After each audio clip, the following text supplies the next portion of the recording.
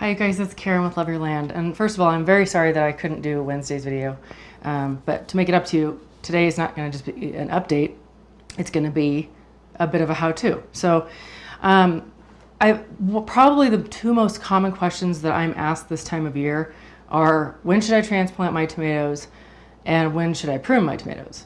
So I've answered every one of you with the written word, and in either messaging or replies to posts and things like that. But because I now have a lot of plants, a lot of tomato plants that are various sizes and different stages of growth, I thought this is just like the ideal time to really explain this little collection of variables that can change the answer and can change your results a lot.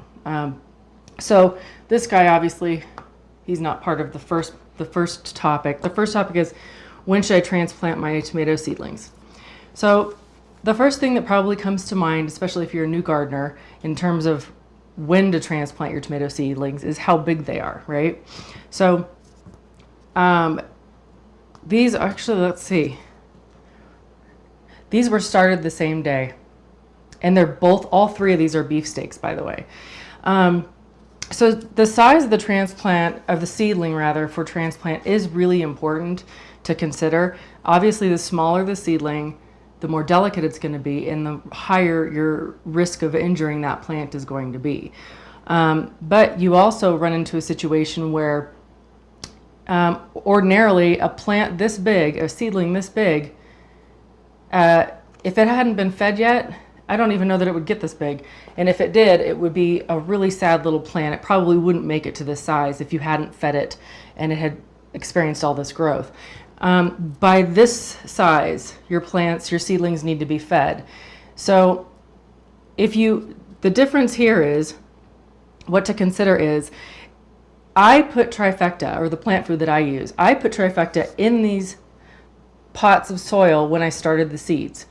Even though the seeds don't need fertilizer to germinate and little seedlings can't even take up plant food, I knew that once they got, like, the minute, I said this before in the seed starting video, the minute they were able to take it up, it would be there for them and it would be available. And that's exactly what's happened here. Matter of fact, these two, by the way, these were throwaways that I was transplanting some other tomatoes that were multiples in a pot, and these were just really, really small compared to the others. So I pulled them out and I just set them on the table while I was transplanting. And then when I got done, I was like, I'm just not a thinner outer. I've told you guys that before. I can't just like throw away a plant. They weren't dead, so I stuck them in dirt. I just got sidetracked. Anyway, my point is that I did put trifecta into my seed starting mix, or my planting medium, when I put the seeds in there. So if I hadn't, though, by the time this tomato plant got this big, if there was no trifecta or other plant food in there, it would show. The leaves would be yellow.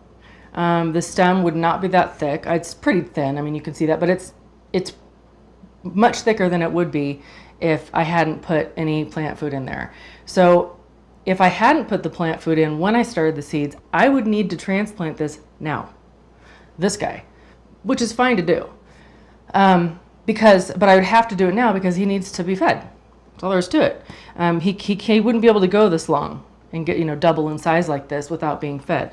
However, in my case, because I put the plant food in there first, initially, this to me is the ideal time to transplant a tomato seedling if they're this healthy. This is an amazing stem for such a young plant. And obviously it already has 1, 2, 3, 4 real rungs of growth. This little guy is probably going to fall off. But so there's 2 points to this. Number one, I would personally recommend, and this is the first year I've done it, so I've never done it this way before in the past, just for the record. I would recommend putting your plant food into your seed starting mix when you plant your seeds. Again, that food's going to be ready for the seedling as soon as it's able to take it up.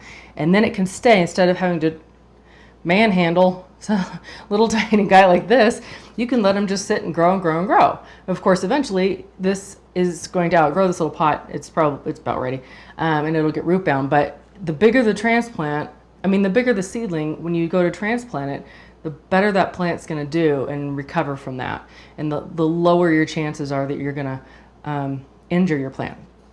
Okay, I think I've made my point. The second point, or the second question that I was most commonly asked is, when should I can't get that out of my head now. When should I prune my tomato plant? This is a really good time, and I'm going to do a close-up of this, don't worry. But this is like the perfect time for this plant. Again, this is a beefsteak, so it's just kind of a hardier, beefier plant. Beefier. Anyway, it just is. They just are really, their stems are thicker right off the bat. This stem is at least as thick as a pencil. And so I'm excited. So with that, I'm going to break here and set it up so that you guys can see this up close, all right? Okay, so for the first part of this, I thought I'd just show you these up close since I have this all set up. This was the littler one that I was saying, if your plants are, your seedlings are this big and they have not been fed, by this point, even if they're this big, they're not going to be this green, probably. They're going to start to yellow. I have some leaves that got a little burnt up there, but it's not a big deal. They'll go grow back. But that's the size of that guy, and then this is the one that, this is when I would prefer to transplant a tomato seedling because it has this nice thick stem, and it's just a much more established plant. It'll take the transplant a lot easier. All right, put those guys aside. Okay, so for this guy, I want to show you what we've got going on here, if I can. Let's see. This is a really thick stem. You can see compared to my hands here. And it has 1, 2, 3, 4, 5, 6 rungs of leaves, and then up here, I have to move this camera, hold on. Up here is the growth tip. This little guy right here. So the first thing I'm going to do, this plant's so big I have to keep moving my tripod. The first thing I'm going to do, though, before I snip this growth tip off, before I take this off, I want to remove some of this and add more soil. So really I'm just going to take off this one. All right. And now I'm going to add some more soil to the bottom of this plant because there's room for it, and of course, anywhere the stem is buried, it will grow roots off of it. It also just sturdies up the plant itself. I hope you can see this, because I can't look in the camera at this moment. Okay.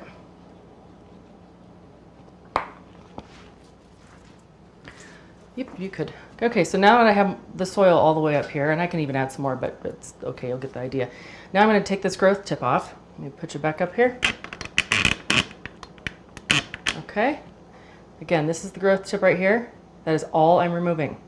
I'm not pruning any side things off or anything. By the way, you can see there's a little side growth right there already. That's pretty cool. So just take your clippers and gently snip it off, okay? That's it. So that's it. I hope that gives you guys a little bit better idea. Just having a visual sometimes helps on when to transplant tomato seedlings, the various things to consider when you're transplanting seedlings or when you're going to wait to transplant seedlings, and when and where and what to prune your tomato plants. It's pretty basic. You just have to be patient. Let them get big enough. Don't be antsy to do it. You know, one other variable on pruning your tomato plants would be this. I mentioned that this is a beefsteak and those are really hardy plants. So if I had something like a striped Roman, for example, which I happen to know is like a super wimpy plant until it goes outside, those stems on my striped Romans are not going to be as thick as this guy. It's not going to be... Oh, darn it. Oh, look, I got lucky again. Last time I did that, it was just right there. I was like, look at it. My striped Romans probably, by the time I need to do something to help them, it's very likely that their stems won't be this thick. So, but in that case, I probably will still prune that growth tip off because they're going to get, they're weak plants when they're inside, and so they're going to get real gangly and top heavy, and so it'll help them to have some of that well, the growth tip to be taken off for one thing, because it's going to allow for lateral growth, but also it's going to make it less top heavy. There are a number of variables to consider, or that can possibly be presented to you that you have to consider when you have, especially indoor, like tomato starts and peppers and stuff like that. But anyway, I hope that gives you a good idea. If you have any questions, post a comment below or go over to Facebook and ask me there, and I will answer you. Okay? Talk to you later. Bye.